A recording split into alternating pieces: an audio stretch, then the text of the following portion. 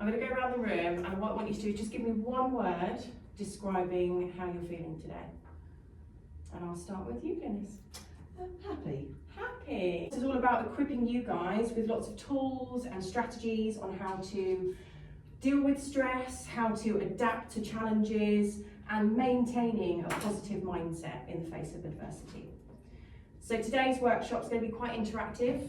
So we'll be doing lots of discussion, there'll be a few exercises, and hopefully some practical techniques to help boost your resilience. Today, we'll define resilience and its importance in managing stress, adversity, and change. We'll identify key components of resilience, exploring the core pillars. And we'll have some time to develop some practical resilience strategies, so stress management, cognitive reframing, and emotional recognition. Is there anything outside of this content that you guys would like to get away from today, or anything in particular that you want to learn? No? So by the end of today's session, you're going to be able to explain to me the concept of resilience. You're going to be able to identify the 5 components of resilience and commit to at least one resilience strategy. Talk to me, what's resilience to you? What is it? Being able to cope with everyday life that sort of throws at you. How about you, Lily? What's resilience to you? I'd say resilience is like almost like a, I don't know, like a, you kind of, like a front almost maybe. I don't know, yeah, not really. Like a barrier? Yeah, Yeah. but then obviously like, but in a good way, that you're like resilient to something, so it's like, I think it's a positive. Any advances on that? Like developing coping mechanisms to get you through something you may not be comfortable with. Yeah. What about that bouncing back from setbacks? It's not about avoiding them altogether, but like you said, it's developing those coping strategies to get you through them, keep you moving even when times are really difficult and we have those challenges. Reflect on a time when you faced a challenge, but you overcome that challenge. If you want to, you can work in pairs, but if you prefer to reflect on your own, then you can do. Who's feeling brave? I think I am. I've got a couple of examples. We all fall into the trap of catastrophizing sometimes when it all seems just a bit too much. We don't know where to begin. So that's a really useful tip for us to use to help. Anybody else feeling brave? No, very good. Thank you. Most of us can deal with it in here. Systems not working in induction, not having training environments. So this year I've had 6 months with no training environment. So that experience has now changed how you look at this moving forward. Yeah. Yeah. Emotive. It can be really difficult, you know, when emotions come into play, and sometimes we don't know what to say or how to react, and it can be really, really difficult. So I'm really pleased that you had your support network to help you get through that and navigate that. Now I'm really conscious of people, like when someone lost their mum, I actually went and spoke to them when they walked through the door. How about you, Will? Mine was in relation to a previous job role. Okay. Thank you. Welcome, Joe. Sorry I'm late. You're absolutely fine. So we can bring Joe up to speed. Can I have a volunteer to describe what we've learnt so far in terms of, let's define resilience. What does resilience mean? It's about bouncing back in the face of adversity and how we overcome challenges. Yeah. Does resilience mean that we avoid difficult situations and challenges? How we deal with them. Yeah. Building strategies to help us get through them rather than avoiding them. And what we were doing is we were reflecting on some times where we have experienced something quite difficult or a challenge, and how did we get through that? And we were sharing some of those experiences. Self-awareness. What do I mean by that? Knowing how you feel, how you come across. Yeah, and that's really key there. So your natural reactions, it's all about understanding your emotions, your thoughts and your behaviours. And also your triggers, what make you trigger sometimes. Exactly. What about self-regulation? What do I mean by that?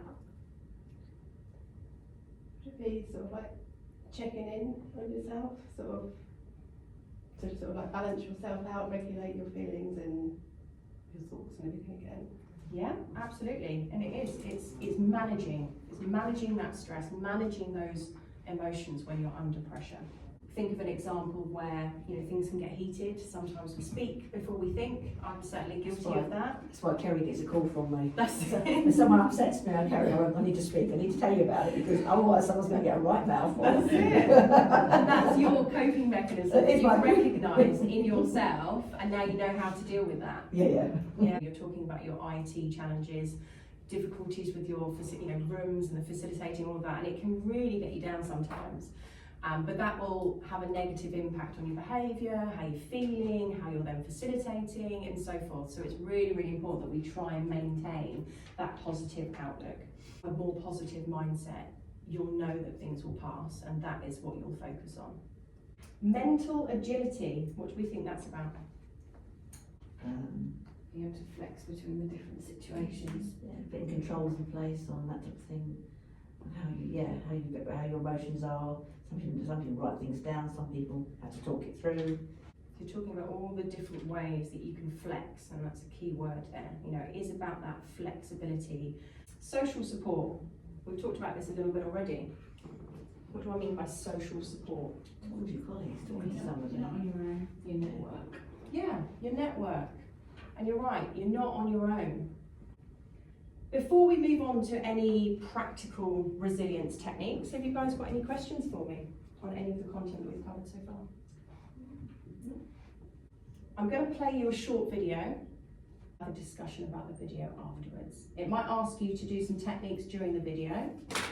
Did you know that deep breathing can significantly reduce stress and increase your focus? A simple deep breathing exercise together. Inhale through your nose for 4 seconds. Hold for 4 seconds and exhale for 6 seconds. Repeat this for 2 minutes and experience the immediate benefits of deep breathing for yourself. Use my Fitbit app. Nice. Actually, it does, doesn't it? It Yes. has that, you have to spend 2 minutes, you put your hand over it, don't you? Yeah. I know exactly what you mean. Tell me some of the benefits of deep breathing. What does she talk about in that video? What does it do? Function. Brain function? Yeah. Also brings your blood pressure down actually. Having a deep breath brings your blood pressure go down quite a lot. Suppresses the flight or fight response. Yeah. Keeps you calm. Yeah, you're right. What else? Does it reduces cortisol levels? Yeah. And what is cortisol? The stress hormone. Stress hormone. Yeah. It can be useful inside and outside of work.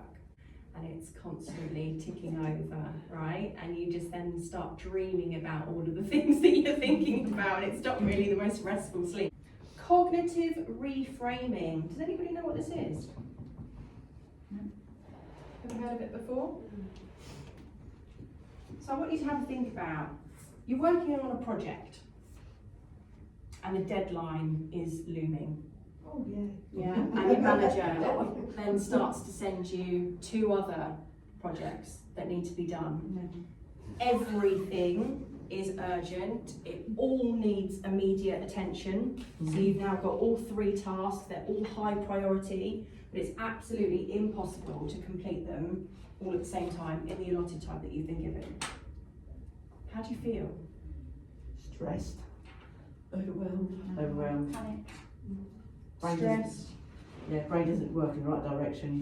Everything's a muddle. They're laughing and rocking to yourself. Yeah. There's nothing else to do but cry. Yeah, you either go to like a manic mode where you try and do everything all at once and never actually do anything, or you just procrastinate because you don't even know where to start. So we're stressed, we're overwhelmed, we're procrastinating, we're rocking in the corner, not quite knowing what we're going to do. So let's start to think about cognitive reframing. And this is a psychological technique that just involves changing the way that you interpret or think about a particular situation, event, or a thought. So this is how it works. So we start here with number 1, and we start identifying that thought. So start recognizing that negative or that limiting thought that's causing you the distress. So just like in our example that we're thinking about, we've got all these work projects, all of the deadlines are imminent, we're feeling stressed about it, we might be feeling angry about it. Just try and pinpoint how you're actually feeling. and identify it, almost label that emotion as to how you're feeling. Then what I want you to do is start questioning that thought. Is it accurate? Is your thinking helping you right now?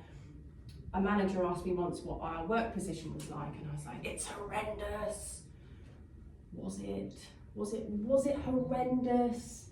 Is the world absolutely ending? Are people going to die? No. The answer is no. Start challenging it. Is it true? Are you being realistic? Right. Are your thoughts helpful? And the goal here is just to break free from that distorted thinking pattern. Had my flap, didn't I, Kerry? I was flapping, couldn't find a room, it was stressing me out, catastrophizing, the world is over, I can't deliver this session. So Will, this is what you talked about earlier. You identified that there was a problem, but you didn't have any evidence to back it up. How might you challenge that thought? I think that does everything need to be done at once? Can something be put to one side and come after? What is the most important thing really? Yes, they're all important, but when is the time frame exactly? They won't all come on the same day. So you need to start then prioritising. And ask yourself, what's the worst that can happen? Realistically, what is the worst possible thing that can happen if you didn't do that particular task, or all of them in that time frame? So let's reframe our scenario together. So Kerry's given us all these projects. They've all got the same deadline. We're feeling stressed. We're feeling overwhelmed. We're rocking in the corner. What do we do? What are we going to do about it? I'll pick up the phone and speak to Kerry. Yeah. What do you do when you pick up the phone and you speak to Kerry? I just say to her, they all come at once. We need to prioritise here. So What I'd like you to do now, and I'll put you, how many have you got? 2, 4, 6. Let's go in pairs. And you go to page 1.2. So using the challenging negative thoughts framework that we've talked about, and I can keep it up on screen, but you've got a copy of it in your books. And think about reframing those examples.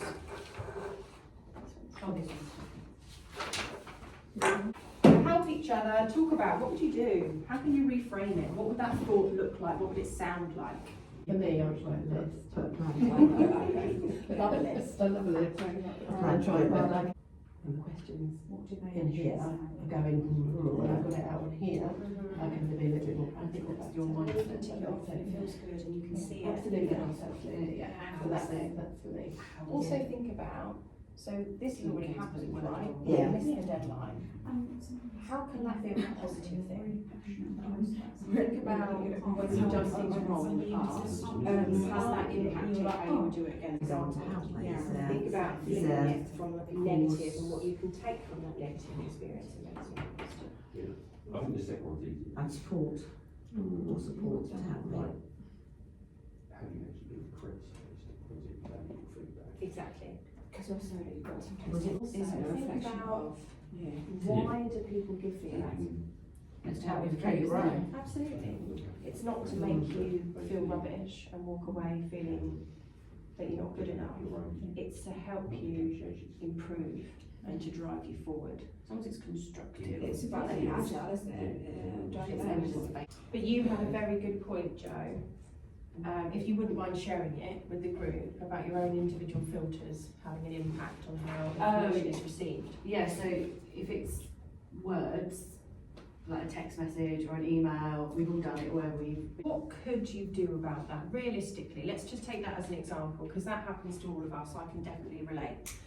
Own individual filters. I've had a rubbish morning, the kids have been absolutely horrendous, I've come to work, I'm stressed, I'm tired, I read my first email and I've got that filter on and I'm feeling negative and I read it and it rubs me up the wrong way. And I start getting on my keyboard warrior and I start going, well, good morning to you and rah, rah, rah. And what would you do about that? So leave it, write it, leave it for an hour or half an hour and go back and reread it and see whether you need it. Oh, wait, makes a cup of tea. Come back to it. Do you read it in the same way? Does it have the same reaction? And then it comes back to what we said with the cycles, is question it. Why am I reacting this way? If I read that again, have they actually said that? And also, Maybe that's I think that's a really good technique. We've learnt a few already about stepping back, taking that deep breath, you know, changing how we feel, identify, we talked about challenging those thoughts, identify why are you feeling that way and what is it that you're actually feeling? Why? Let's get to the bottom of it, what can we do about it? And this is what we're going to go on to now when we talk about building. Absolutely fine if it doesn't, because we can go to a whiteboard. And what emotions come up for you when you're facing a challenge? Think about how you feel. And this is really about identifying how you're feeling when things don't go right. Think about, identify what situations or thoughts trigger those emotional responses, like anger. Let's say I attended a meeting and I was really angry in this meeting. And I took a minute to sit down and identify the fact that I was angry. And I sat there and I'm like, why am I angry? And actually, I was angry because I felt left out in that meeting and I felt that my opinions weren't being heard. And that's what made me feel angry. By breaking it down, identifying how I was feeling, giving it a label, and then picking it apart, why was I angry?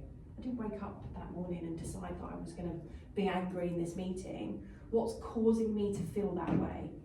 Well, it's because Glynis didn't look at me the entire meeting.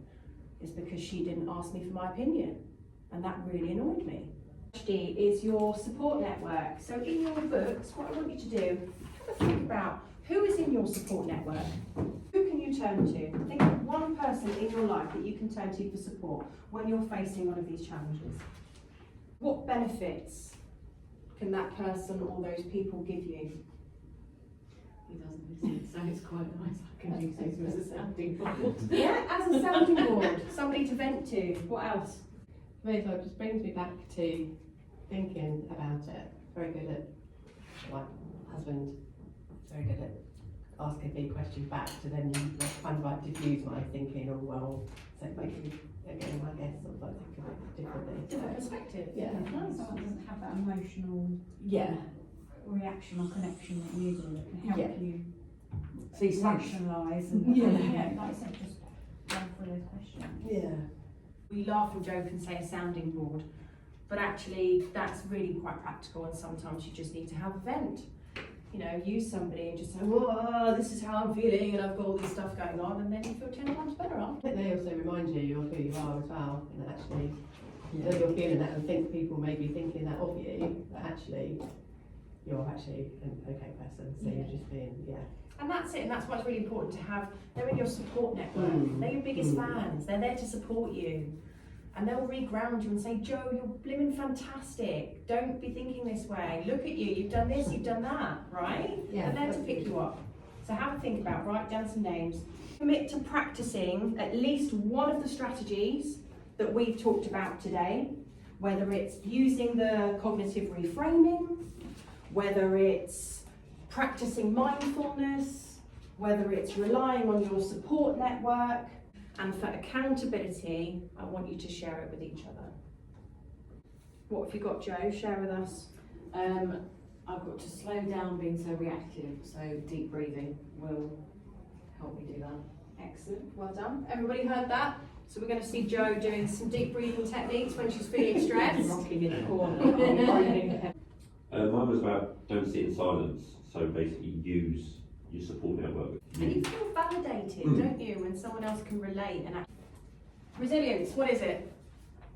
Bounce back. Bouncing back, yeah? Do we avoid challenges? no, No, what do we do? face them. Yeah. We face them, and then what do we do after them? Put it into practice. When things go wrong, what happens as a result? Do you go about the situation exactly the same next time? You learn from You it. learn from it. 5 components of resilience. Name me one. Social support. Yep. Social support was one of them. Self-awareness. Self-awareness, yeah. Yes. Nice. Mental agility. What else? Positivity, your I can't remember what it was. That's before. right, optimism. Optimism. Yeah, There's one more. absolutely right. Well, there's one more There's one more missing. with the balance. Was the scales. It was the scales. Oh, okay, what's it called? Self-awareness. No. Self-affirming? No, it Was was, it cognitive? no, it was self-something. So, thinking about emotions. Regulation. There we go, Yeah. self-regulation, Yeah. well done. Yeah. So we've got self-awareness, self-regulation, optimism, mental agility and your social support. And you've all committed to at least one resilience strategy, so well done for doing that.